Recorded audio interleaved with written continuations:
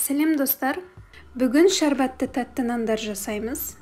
Өте жұмсақ үлпілдек болып шығады, келесі күні қатып қалмайды. Менімен бірге жасаңыздар.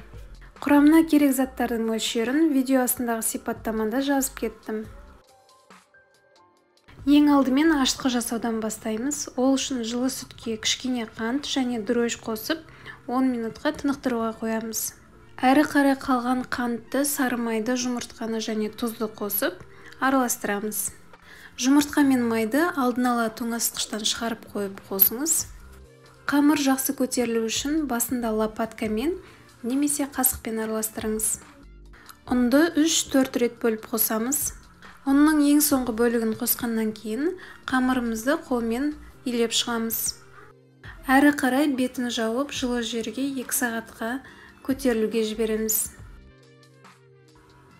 Қамырымыз жақсы көтерілді. Енді әрі қарай 10 бөлікке бөліп, дөңгелек пішіндерге келтіріп шығамыз. Бетін жауып, тағы да 5-7 минутқа көтерілуге жібереміз.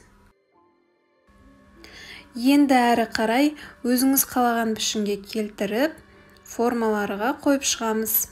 Формаға пергамент қағазын төсейміз немесе майлап аламыз. Араларын алшақтап қоямыз, көтеріліп піскен кезде бір-біріне жабысып қалмау үшін.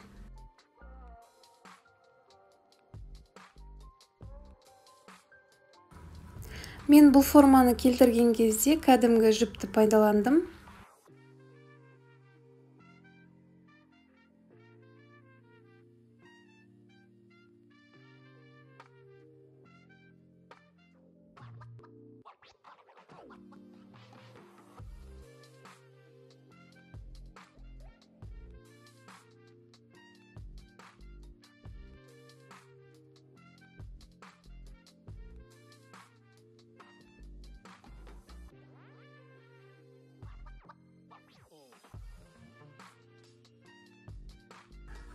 Барлығын формаға келтіріп алғаннан кейін бетін жауып, тағы да 5-7 минутқа тынықтырып қоямыз.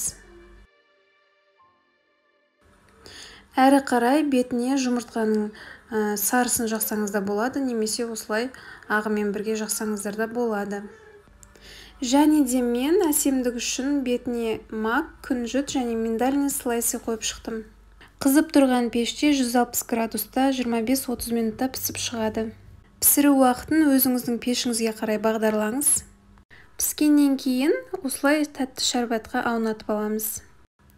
Шәрбәттің жасалу жолын видео астындағы сипаттамада жазып кеттім. Сұрақтарыңыз болса, комментарияға жазыңыздар. Сіздермен болған Дана Абдыманап, келесі рецептте кездескенше.